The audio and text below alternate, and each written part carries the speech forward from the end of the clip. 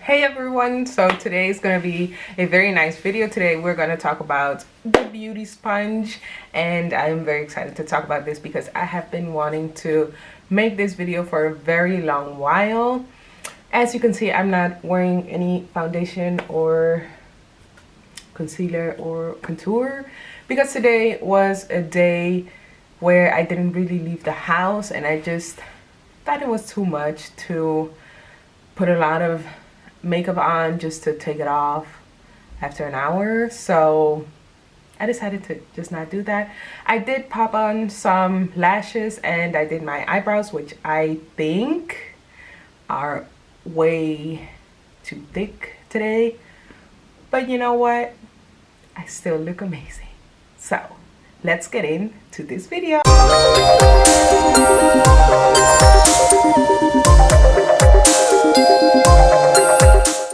So I made some notes on my phone. If you see me looking down, it's because I'm reading it because I don't want to miss any of it.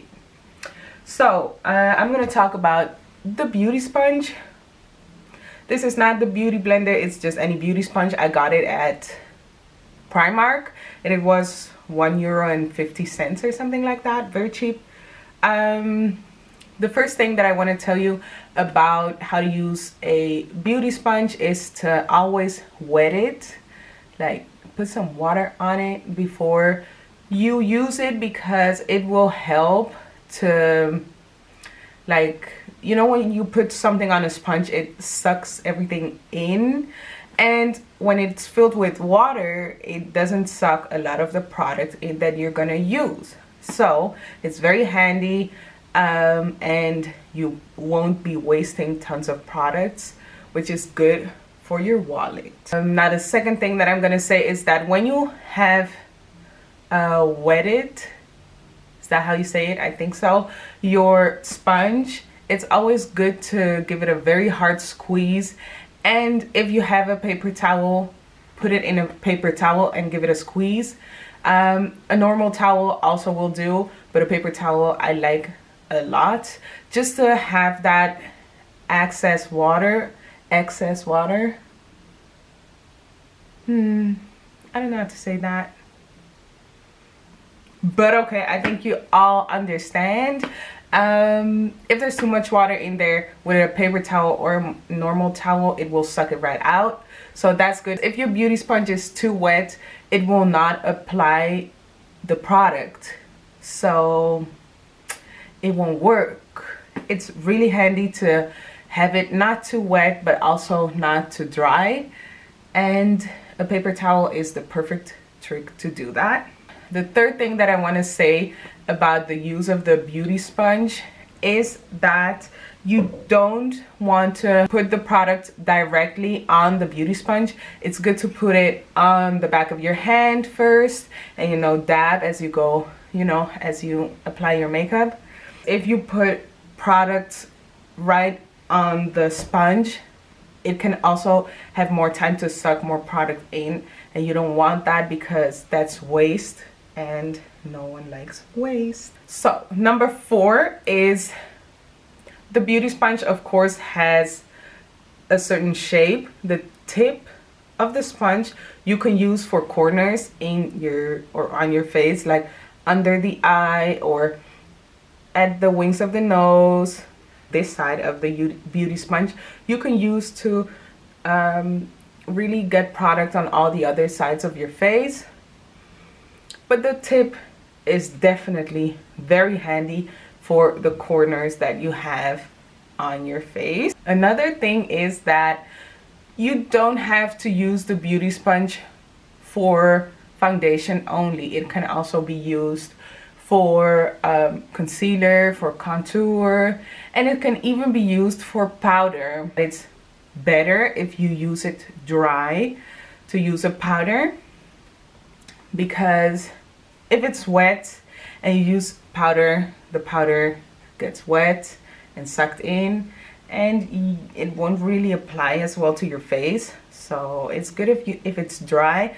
Maybe a little tip is to have a second sponge on hand so you can use that for powder. You really want to press the product onto your skin and not like sweeping it, because it wouldn't be more different than when you do it with a brush. You get lines, or you know, it just doesn't apply very well. And dabbing is much nicer to the skin as well. So when you apply the product, just dab very softly, gently, and it's very quick to do it with a sponge as well. Don't be hitting your face. Don't be hitting your face. Be very gentle with yourself, because you love yourself. Treat yourself with love, and the foundation will get on there. It's not like when you hit yourself with the sponge, foundation will be more, or will apply better or less better when you like press it in. No. Just do it gently, very nice, softly. It will apply either way. It's just the way you apply it is nicer to the skin if you press it, and it won't be streaky. Like, you won't have those lines that you also get when you have a brush. So I think that's a very good tip, actually. Yeah. A very important thing is that the beauty sponge has to be cleansed every time you use it. It's the best for your skin. It can get bacteria on it, and as well as dust. Because the other thing is that when you wash your beauty sponge, and after you've used it, because it's wet, it's best to leave it somewhere where air can reach the sponge. If you don't let it air out, it can start molding, and you don't want mold in your sponge. You want it to be very clean. It's gonna touch your face, you're gonna use it on your body, and no one would like that. So air it out, and that prevents mold. You can use like standards that you can buy them on AliExpress or anywhere. And sometimes if you have the Beautyblender, you can use the packaging to like put it on top and let it air out, because it's a round plastic thingy. So then it can sit as this, and it can air out all day. Otherwise, you can just leave it on the table.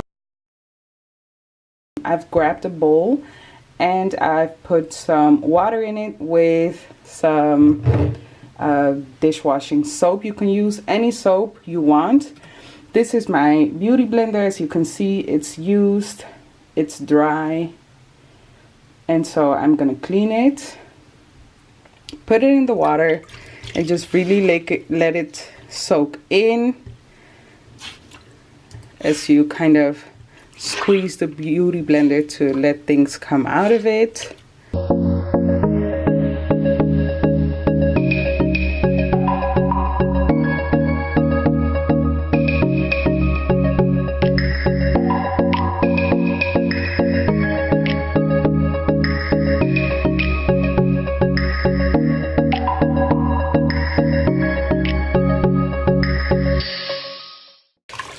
So now that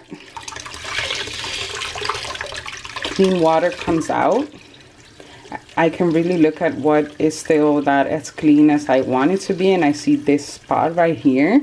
So I am gonna put some soap on there and just rub it in.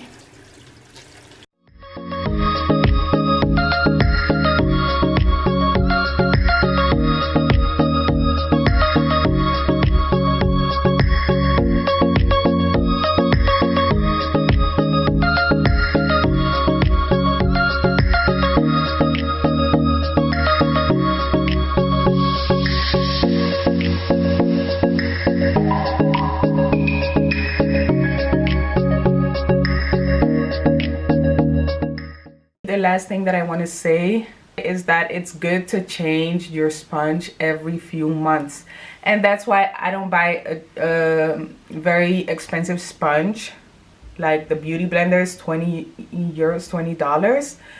And to me that's just very expensive because you really have to change it like every few months, let's say for 3, 4, 5 months.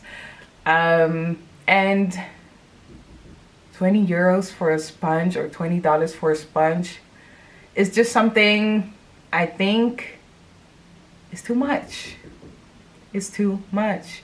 And a lot of other sponges like beauty sponges act very well, and there's really not a lot of difference with the beauty sponges and the Beautyblender, especially when you just wait a few days. Like when I bought this sponge at Primark, the first day I used it, it was kind of hard and I couldn't really like squeeze it so easily. When I dabbed my face, it was like I was punching myself in the face.